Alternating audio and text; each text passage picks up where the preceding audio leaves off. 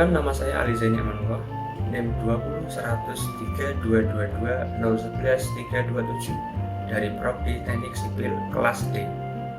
Perkenalkan, nama saya Aksalanim Putrananda dari Prodi Teknik Sipil kelas D dengan NIM 201 003 222 011 321. Perkenalkan, nama saya Rina Widyastuti dari Prodi Teknik Sipil kelas D dengan NIM 201 003 222 011 326. Perkenalkan, nama saya Fidi Yusuf dari kelas Teknik Sipil D dengan NIM 201 003 222 011 313. Apa itu hidrologi? Hidrologi adalah cabang ilmu geografi yang mempelajari seputar pergerakan, distribusi, dan kualitas air yang ada di bumi, serta siklus hidrologi dan sumber daya air. Hidrologi berasal dari kata hidrologia, yang artinya ilmu air. Hidrologi menurut para ahli, yang pertama dari Singh tahun 1992, mengatakan bahwa pengertian hidrologi adalah ilmu yang membahas karakteristik menurut waktu dan ruang tentang kuantitas dan kualitas air di bumi, termasuk proses hidrologi, pergerakan, penyebaran, sirkulasi tampungan, eksplorasi, pengembangan, dan manajemen. Yang kedua ada dari Marta dan Adi Dharma tahun 1983 dalam pengertian hidrologi yang mengatakan bahwa hidrologi adalah ilmu yang mempelajari tentang terjadinya pergerakan dan distribusi air di bumi, baik di atas maupun di bawah permukaan bumi, tentang sifat kimia dan fisika air dengan reaksi terhadap lingkungan dan hubungannya dengan kehidupan. Dan yang terakhir ada dari Ray Carlinsley dalam Yandi Hermawan tahun 1986.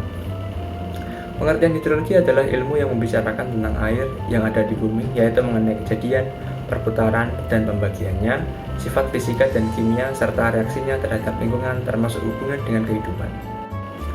Lalu, apa itu siklus hidrologi? Siklus hidrologi adalah rangkaian tahapan-tahapan yang dilalui air dari atmosfer ke bumi dan kembali lagi ke atmosfer. Siklus hidrologi inilah yang menyebabkan jumlah air di bumi relatif sama, di mana menurut para ahli total air yang ada di bumi mencapai 1,38 miliar kilometer kubik dan volume air ini jumlahnya sama, tetapi senantiasa bergerak secara dinamis dalam siklus hidrologi tersebut. Macam-macam siklus hidrologi. Siklus hidrologi panjang. Siklus hidrologi panjang merupakan suatu siklus hidrologi yang biasanya terjadi di daerah yang memiliki iklim suhu tropis atau di daerah pegunungan. Hujan yang turun pada siklus hidrologi panjang tidak akan langsung terbentuk air, namun turun dalam bentuk salju ataupun gletser terlebih dahulu. Siklus hidrologi sedang. Siklus hidrologi sedang merupakan siklus hidrologi yang sering terjadi di Indonesia. Melalui siklus hidrologi sedang ini, hujan turun di atas daratan. Hal ini disebabkan karena suatu proses adveksi akan membawa awan yang terbentuk ke atas daratan. Siklus hidrologi pendek. Sementara siklus hidrologi pendek merupakan suatu siklus hidrologi yang tidak mengalami proses adveksi, yaitu melalui proses dari uap air, kemudian akhirnya terbentuk melalui siklus hidrologi, kemudian akan diturunkan melalui hujan pada daerah tersebut. Skema siklus hidrologi. Evaporasi merupakan proses terjadinya penguapan air yang ada di permukaan bumi, di mana air yang berwujud cair dibuah menjadi wujud gas atau disebut dengan penguapan.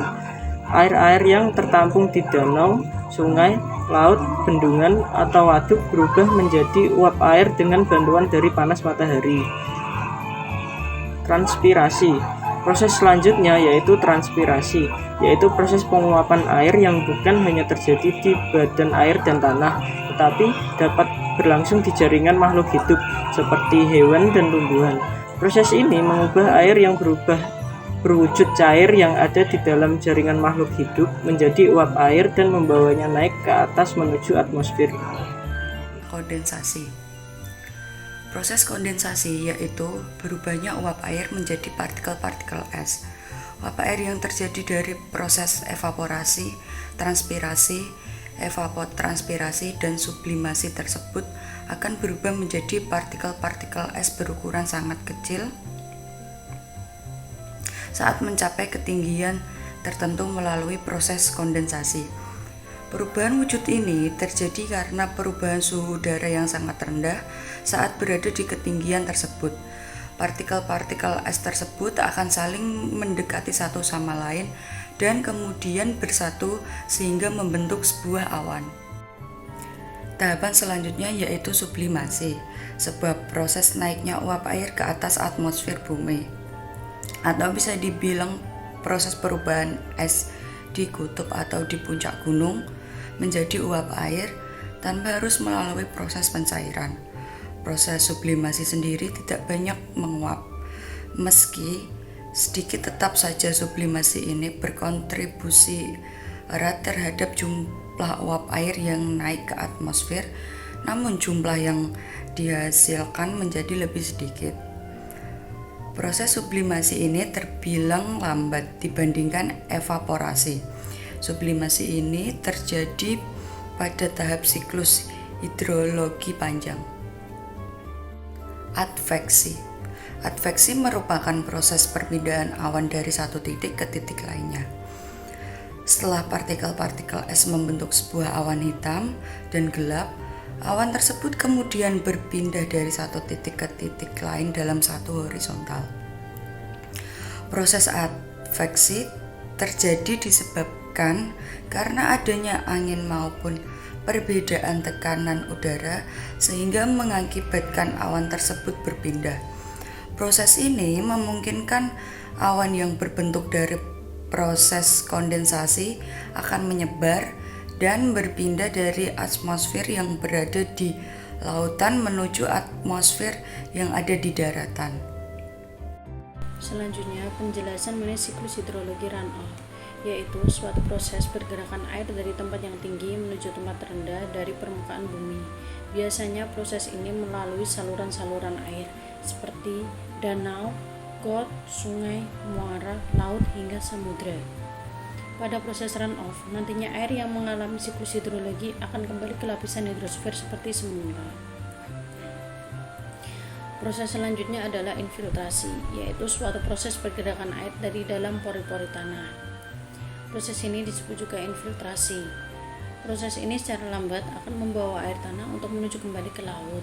Setelah melalui proses runoff dan infiltrasi, kemudian air yang mengalami suatu siklus hidrologi akan kembali berkumpul ke lautan. Dalam waktu yang berangsur-angsur, air tersebut juga akan kembali mengalami siklus hidrologi yang baru, di mana diawali dengan suatu evaporasi. Berikut beberapa peranan dalam teknik sipil. Untuk yang pertama yaitu memperkirakan besarnya banjir akibat hujan deras sehingga dapat direncanakan bangunan untuk mengendalikannya, misal seperti tanggul banjir, saluran drainase, gorong-gorong, dan jembatan.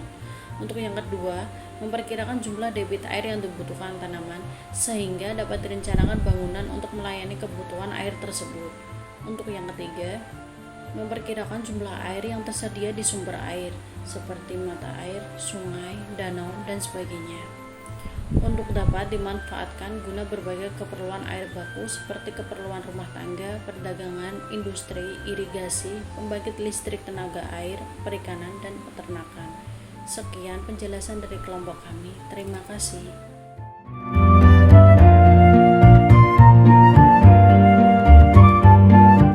Kali ini izinkan saya untuk menjelaskan ulang siklus hidrologi yang mungkin bisa lebih mudah untuk dipahami. Kita anggap ini sebagai gunung atau daratan, lalu yang ini adalah lautan. Karena adanya matahari,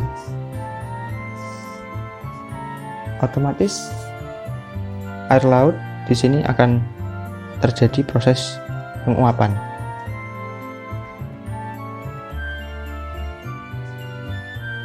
Juga di sini ada pepohonan. Dia akan melakukan juga yang namanya penguapan. Kadar air akan terkumpul menjadi satu di satu kesatuan di awan,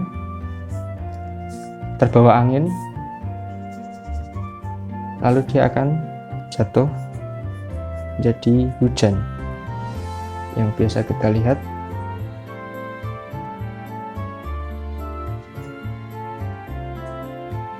Kita anggap ini adalah daratan. Air hujan akan dialirkan ke sungai yang akhirnya akan menuju kembali ke laut. Ada juga yang dia masuk ke dalam tanah, masuk ke dalam pori-pori tanah yang pada akhirnya akan diarahkan juga pada akhirnya ke laut.